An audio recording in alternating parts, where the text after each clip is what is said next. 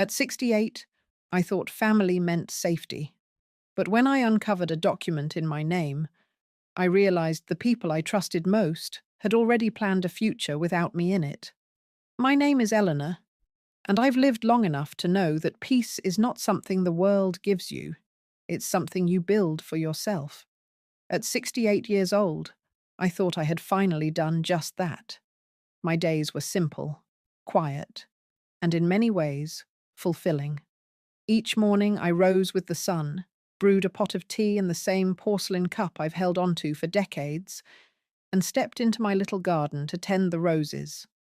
People used to say roses are difficult to care for, but to me, they're like people. Give them patience, a little attention, and they'll reward you with beauty.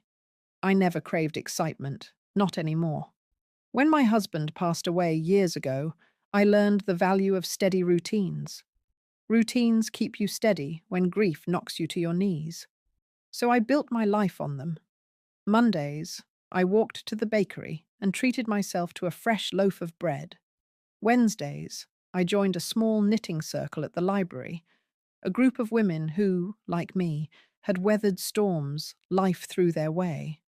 Sundays, I went to church and found comfort in familiar hymns that reminded me of my childhood.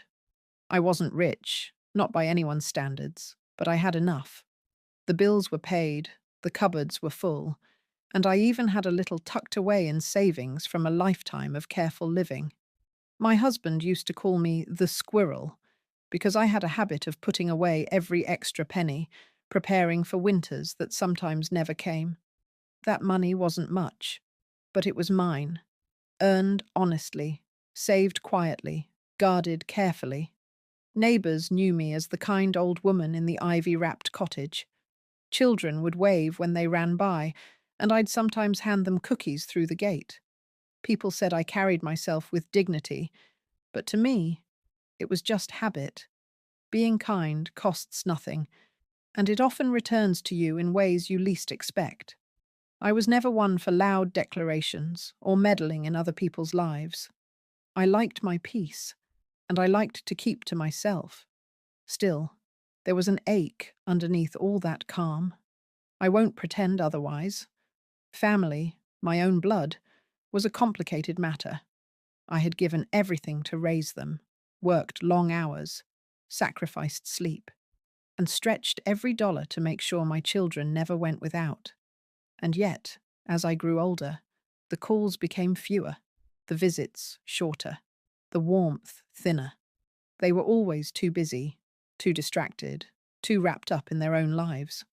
I told myself that was just how it was, that children grow up and drift away. But deep down, it stung. It always stung. Despite that, I never stopped hoping. Every time the phone rang, I wished it might be them. Every knock at the door, I thought maybe it was a surprise visit. That's what mothers do. We hope, even when reason tells us not to. But life had taught me to find joy in what was still mine.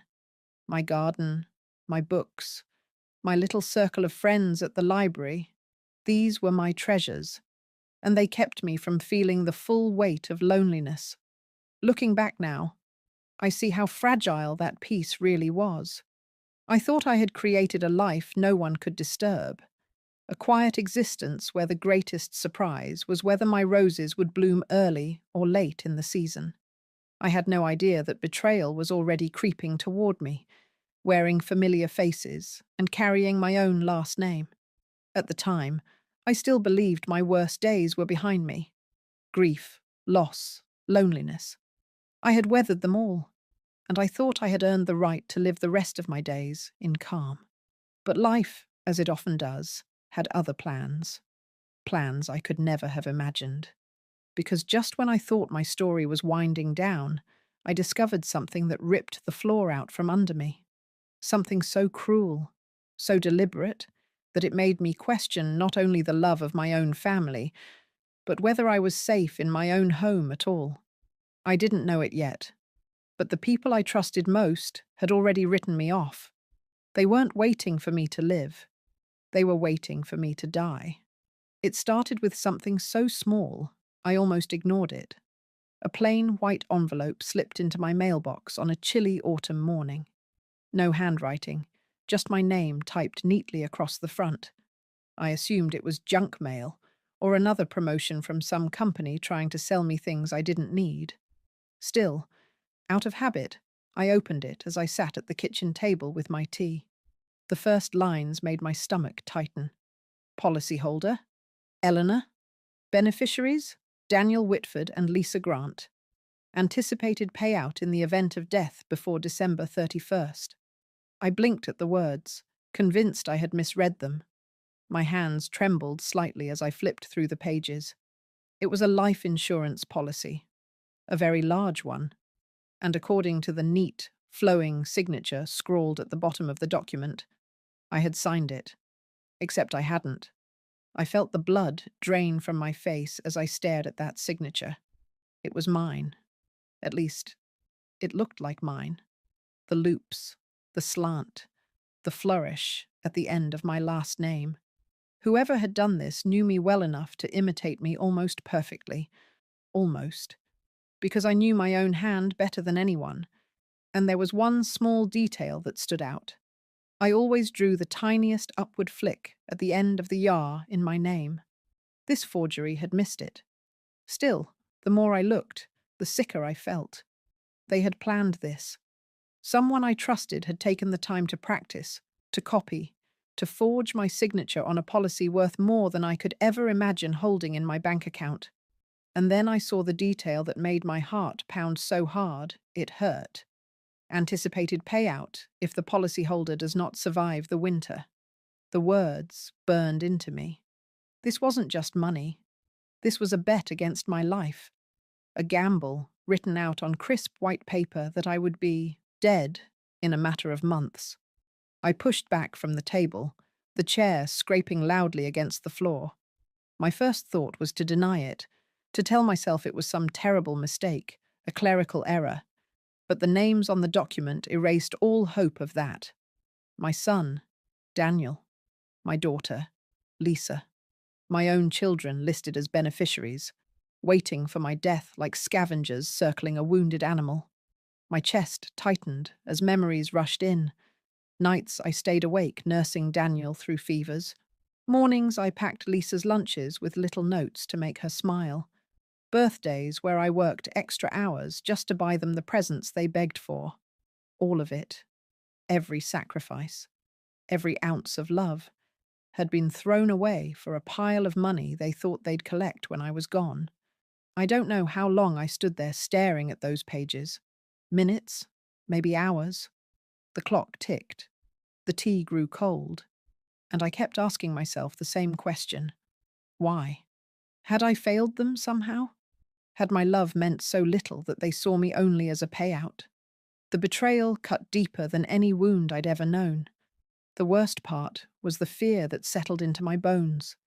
If they had gone this far, if they had planned a future without me, what else were they willing to do? Would they simply wait for age and illness to take me? Or would they help it along? Every creak in the house, every shadow outside my window that night felt sinister.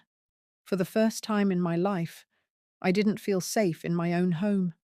I folded the papers carefully, slipped them back into the envelope, and tucked it into the drawer by my bed. My hands shook so badly I had to hold them together just to steady myself. That night, sleep never came. I lay awake listening to the wind scrape against the windows, wondering if the footsteps I heard outside were real or imagined.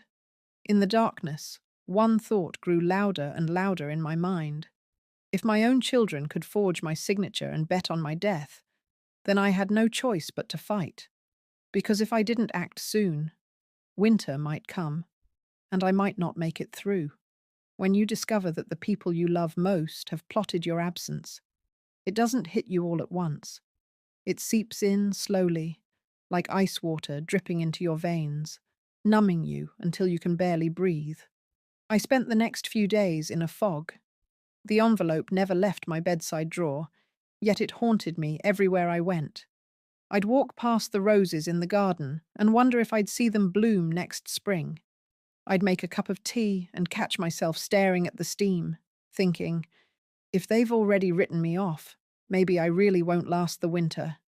The betrayal was heavy, like carrying a stone in my chest. I thought about Daniel, the way he used to crawl into my lap with his toy cars, how I'd stay up until midnight helping him build school projects when he'd forgotten to mention them until the last minute. I thought about Lisa, her first ballet recital, how I saved for months to buy her those pink satin shoes, how her face had glowed when she twirled on stage. I had given them everything I had, even after their father passed. And now they had reduced me to a line in a ledger, a payout waiting to be collected. I couldn't tell anyone at first. Who would believe me? A widowed woman in her late 60s, claiming her own children had forged her signature on an insurance policy. People would think I was paranoid, senile, losing touch. Even I started to question myself. I pulled out old letters I had written, compared the signatures, looked again and again for proof that I wasn't imagining it. And each time, the truth stared back at me. It wasn't my hand, no matter how close it looked. But fear has a way of making you doubt everything. I stopped answering the phone, afraid it was them calling to check if I was still breathing. I pulled the curtains earlier in the evening, locking the doors and checking them twice, sometimes 3 times. Every creak of the old house, every crunch of gravel in the driveway sent my heart racing. I had lived here for decades, and suddenly it felt like hostile ground. The loneliness grew sharper too. I wanted so badly to confide in someone, but who? My friends at the knitting circle? They'd look at me with pity, maybe whisper about me behind my back. My neighbors? Kind people, yes, but they weren't family. And this betrayal was too personal, too raw. Even at church, I sat quietly in the pew, unable to sing the hymns because my throat closed up with grief. I wanted to cry out, to say, "My own children want me gone." But the words never came. Nights were the hardest. Lying awake in the dark, I'd imagine them sitting together, Daniel and Lisa, discussing timelines, expenses, how much they'd each get when the check came through. Did they toast to my absence? Did they laugh about how easy it had been to copy my signature? The thought gnawed at me until I felt sick. And yet, beneath all that fear and sorrow, something else began to take shape. A quiet, simmering anger. I had spent my life swallowing disappointment, excusing neglect, telling myself times were different and children grew apart. But this was no misunderstanding. This wasn't forgetting my birthday or skipping a holiday dinner. This was betrayal of the deepest kind. This was calculated, deliberate, cold. One evening, as I sat at the kitchen table staring at the envelope, I whispered aloud, "They think I'm weak. They think I'm already gone." Saying it broke something open in me. For the first time in days, I felt a spark of fire instead of despair. If they had written me off, if they believed I would simply fade away, then they didn't know me at all. I pressed my palm flat against the table, steadying myself. I am still here. And if they were waiting for winter to claim me, they were in for a surprise. Because I wasn't going to die quietly, and I wasn't going to give them the satisfaction of cashing in on my life. They had chosen betrayal, but I still had a choice too, and mine was simple. I would fight back. I knew that if I wanted to fight back, I couldn't let fear cloud my mind. Fear makes you reckless, and reckless people make mistakes. If Daniel and Lisa were bold enough to forge my signature once, they might be bold enough to try again. Or worse. I needed to be careful, deliberate, and above all, quiet. The first thing I did was dig out old boxes of paperwork I had saved over the years. I'd always been the type to keep things. Bank statements, tax forms, even letters from my late husband. Some people teased me about being a hoarder, but suddenly that bad habit felt like my greatest strength. In those papers, I had dozens of my own signatures across different decades. I sat at my kitchen table, laying them out in neat rows, comparing each curve and flick of my handwriting to the forged one on the policy. It was almost perfect. Almost. But side by side, the differences leapt out. My letters flowed smoother, more confidently. The forgery had a stiffness to it, as if the hand behind it was too focused on getting it right. I circled the details in red ink, my heart pounding with both anger and grim satisfaction. This was evidence. My truth. Next, I called the insurance company. My voice shook a little as I introduced myself to the agent on the line, but I forced it steady. "I need to inquire about a policy in my name," I said. "One I never signed." There was a pause. Then the agent asked for details. I gave them the policy number from the papers. The silence that followed was long enough for me to hear my own pulse in my ears. Finally, she said, "Yes, Mrs. Eleanor? We do have that on file. It was signed and filed 2 months ago." I closed my eyes. 2 months. They'd been planning this for longer than I realized. "I never signed it," I said firmly.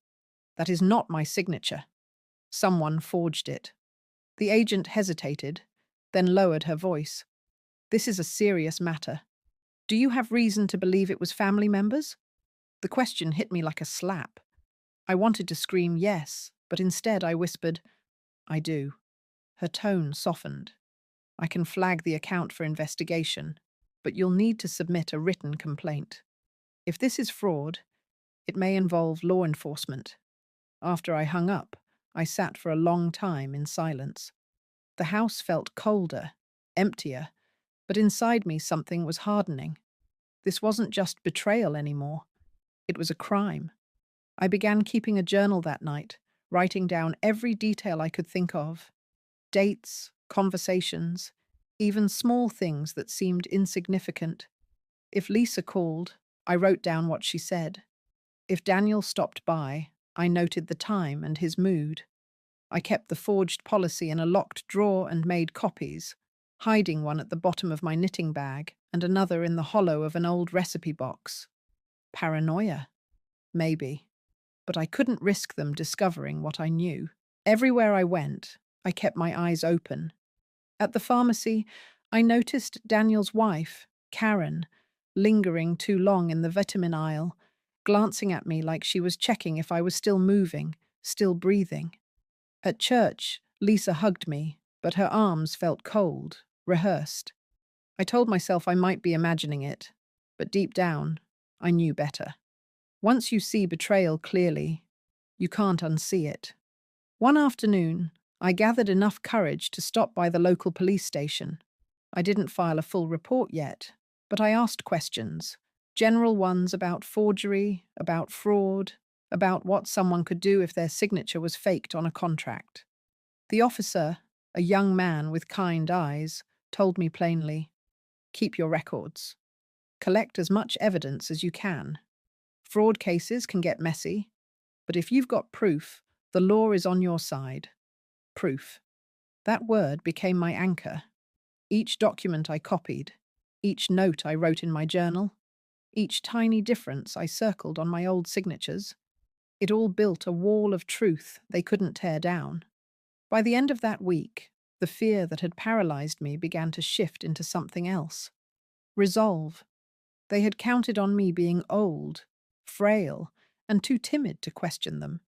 But they had forgotten that age doesn't erase wisdom. If anything, it sharpens it. I may have been 68, but I still had fight left in me. And for the first time in a long while, I wasn't just surviving, I was preparing. Because if Daniel and Lisa thought winter would be the end of me, they were about to find out it was only the beginning. For days, I lived in a state of quiet readiness. My papers were sorted, my journal filled with notes, and copies of the forged policy were hidden in places no one but me would think to look. But preparation means little if you don't act. And I knew if I hesitated too long, fear would start gnawing at my courage again. So one morning, I put on my best coat, the navy one my husband used to say made me look dignified, and walked into the police station. My knees ached, my heart raced, but I kept my chin high. I wasn't here as a frightened old woman.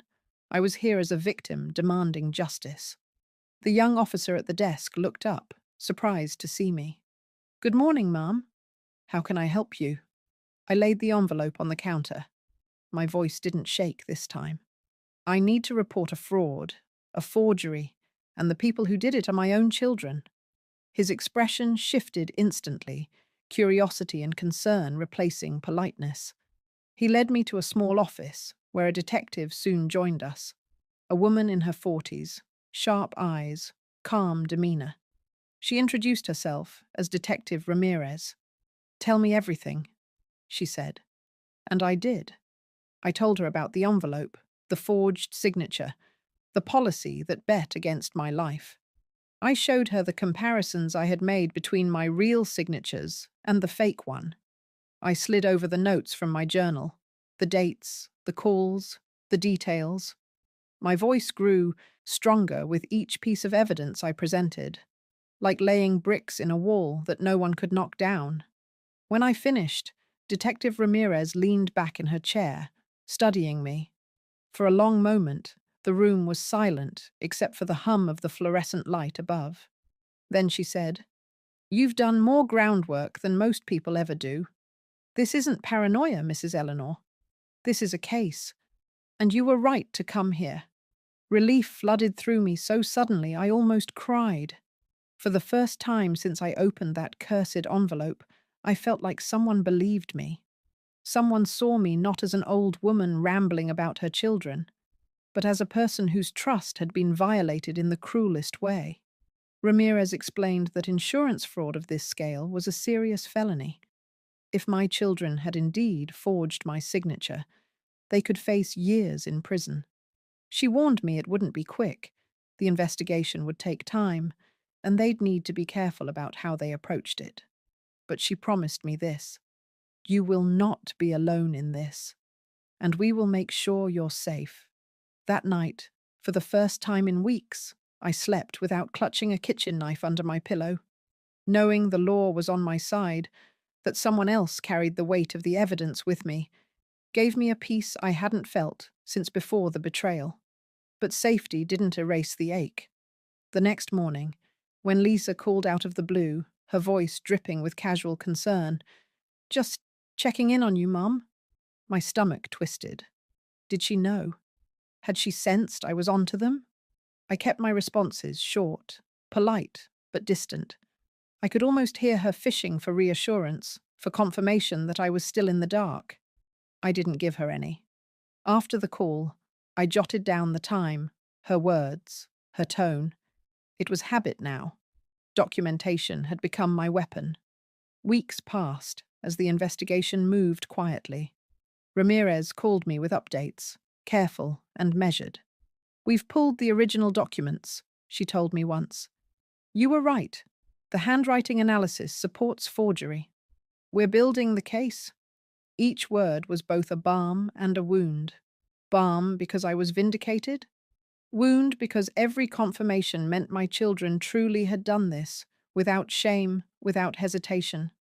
I thought betrayal was a knife to the heart, but betrayal followed by truth is a twisting of the blade. Still, I held on, because the more evidence they gathered, the closer justice came.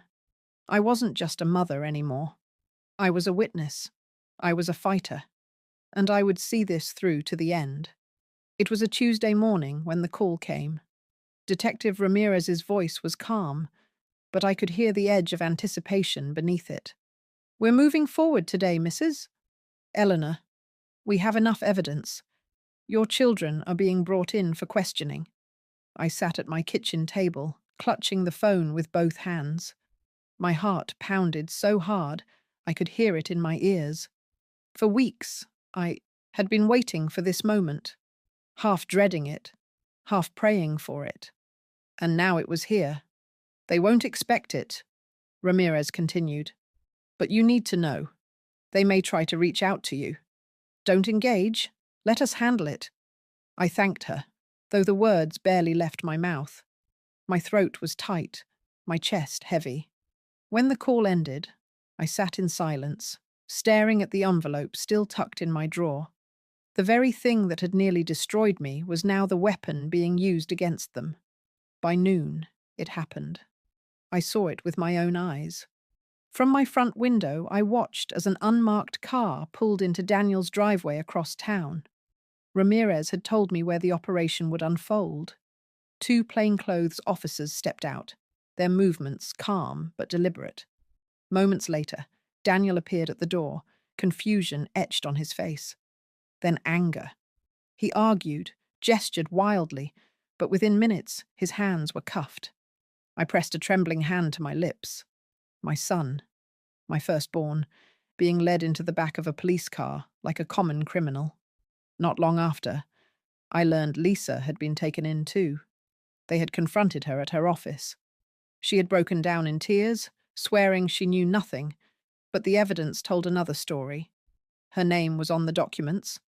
Her voice was on recorded calls with the insurance agent. Lies, layered on lies, all crumbling under the weight of truth. That evening, Detective Ramirez called again. We confronted them separately. Your son denied everything at first. Your daughter tried to pin it all on him. But the handwriting analysis, the financial records, the forged signature, it's airtight.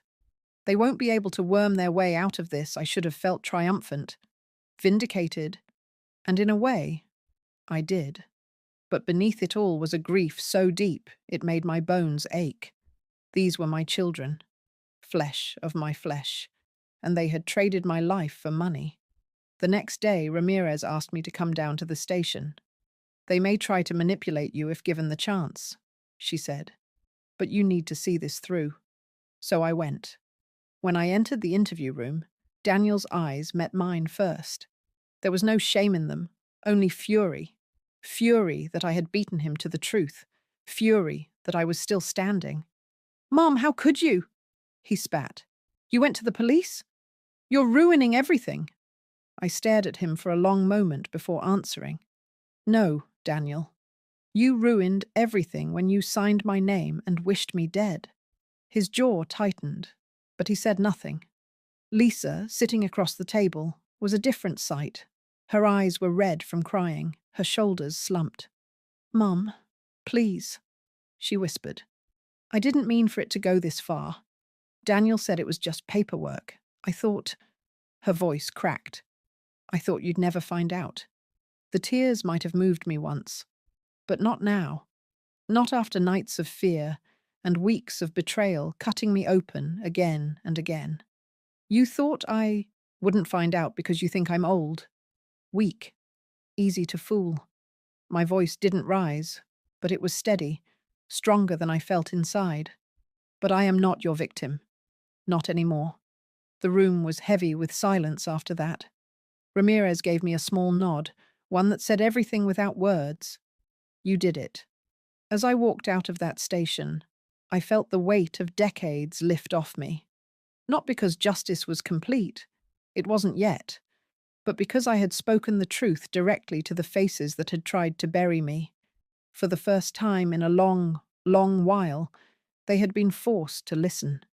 The courthouse smelled of old wood and cold marble, a mix of history and justice that pressed down on me as I took my seat near the front. I had never been inside one before, not as a witness, not as a victim, but here I was, a 68-year-old woman, clutching my handbag like a shield, waiting to watch my own children face the consequences of their betrayal. The trial itself was not long. The evidence was overwhelming. My forged signature, analyzed by experts who testified to its falseness. Financial records, showing Daniel and Lisa had made inquiries about the policy payout even before the ink had dried.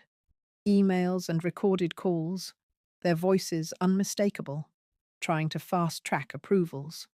Piece by piece, the prosecutor laid it out like a puzzle, each fragment connecting until the picture was undeniable. My children had gambled on my death. I sat through it all with my hands folded in my lap, staring straight ahead. I did not cry. I did not look away. I thought if I gave in to tears, I might never stop. Daniel sat rigid beside his lawyer, his jaw tight, his eyes burning holes in me every time the prosecutor said my name. Lisa, on the other hand, seemed to shrink smaller each day. Her shoulders curved inward, her eyes fixed on the table. She cried often, but her tears no longer reached me. Once upon a time, I would have rushed to comfort her, pulled her into my arms, told her everything would be all right. But those days were gone. When it was my turn to testify, my legs trembled as I walked to the witness stand. The courtroom fell silent as I placed my hand on the Bible and swore to tell the truth. And I did. I told them about the morning I opened that envelope, about the way my heart stopped when I read the words, anticipated payout if deceased before December 31st. I told them how I recognized my signature immediately, how I compared it to dozens of others I had written in my lifetime, how I knew in my bones it wasn't mine. I described the sleepless nights, the fear of footsteps outside my window, the ache of knowing my children wished me gone. My voice shook at first, but then it grew steadier, stronger, because this was not just about me anymore. It was about truth, about every older woman or man who had ever been dismissed, brushed aside, underestimated. When I finished, the room was silent. Even the judge's eyes softened as she nodded for me to step down. The verdict came quickly. Guilty on multiple counts: insurance fraud, forgery, attempted theft. The sentencing was handed down soon after. Daniel received 10 years in prison. Lisa, though her role was smaller, received 5. I sat there, hearing the words, feeling them echo through me like distant thunder. My children, my own flesh and blood, were going to prison. And yet, I did not feel triumph. Not really. What I felt was something colder, heavier. Justice, yes. But also grief. Grief that it had come to this. Grief that the family I had spent my life building had rotted from the inside out. After the judge adjourned, people filed out quietly. Some glanced at me with sympathy, others with shock. A few whispered as they passed. I ignored them all. I only looked once more at Daniel and Lisa as officers led them away in handcuffs. Daniel kept his eyes on the floor, refusing to meet mine. Lisa turned once, her eyes wet, her lips trembling as if she wanted to say something. But the words never came. The door closed behind them, and just like that, they were gone. I walked out of that courthouse into the bright afternoon light. The air smelled of rain, sharp and clean, as though the world itself had been washed. I drew in a deep breath and let it fill me. Justice had been served. It did not mend my heart. It did not erase the betrayal. But it gave me something far more important than forgiveness ever could. It gave me freedom. When the courthouse doors closed behind me that day, I knew a chapter of my life had ended. Not the way I ever imagined, not the way a mother dreams for her children, but ended all the same. Daniel and Lisa were no longer just my children in my heart. They were convicted criminals in the eyes of the law. That truth was heavy, yes, but it was also liberating. In the weeks that followed, I learned something about silence. Silence, when it comes from betrayal, feels suffocating. But silence after justice, that silence is peace. My phone no longer rang with half-hearted check-ins. No knocks came at my door from people who saw me as nothing more than a future inheritance. The quiet that once gnawed at me now became a gift. I began to rebuild, little by little. I replaced the heavy curtains I had drawn shut during those fearful nights with lighter ones that let the sun pour in. I bought new locks, not because I feared break-ins anymore, but because I wanted to choose what and who could enter my life. My home, once a place of dread, began to feel safe again. The garden, too, bloomed brighter that spring, as if it knew I had survived something terrible. Roses stretched high on their stems, bold and unapologetic. I spent hours among them, trimming, watering, breathing in their sweetness. People stopped by, neighbours, friends from the library, and I welcomed them. For the first time in years, I realised I wasn't as alone as I had once believed. Family doesn't always share your blood. Sometimes family is the hand that brings you a pie, the neighbour who waves each morning, the friend who sits beside you in silence without needing explanations. I also made decisions about my future. I rewrote my will, ensuring that not a penny of my hard-earned savings would go to those who plotted against me. Instead, I directed it towards scholarships for children from struggling families. Children who, unlike Daniel and Lisa, would understand the value of sacrifice and love. My legacy would not be money handed to the ungrateful. It would be opportunity given to the deserving. Do I still ache? Yes. A mother's heart does not harden completely, no matter how deep the wounds. There are nights when I remember Daniel's laughter as a boy, or Lisa's tiny hand in mine, and the grief presses hard against my chest. But then I remind myself of the hospital bed, the forged signature, the policy that promised my death before winter. I remind myself that I did not choose this ending. They did, and I chose survival. Now, at 68, I live each day not waiting for anyone else to define my worth. I wake with the sun, sip my tea from that same porcelain cup, and walk into the garden knowing I am alive not because of luck, but because I fought for myself when no one else would. If you are listening to my story now, I want you to take one thing with you. Do not let betrayal be the final word in your life, even when it comes from the ones you love most, even when it cuts so deep you think you cannot stand. You have the right to rise. You have the right to protect your peace, your dignity, and your future. I once thought my story would end in silence, forgotten, overlooked, erased by the very people I gave everything to. But here I am, telling you instead that my story ended in freedom. They collected prison sentences. I collected my life back.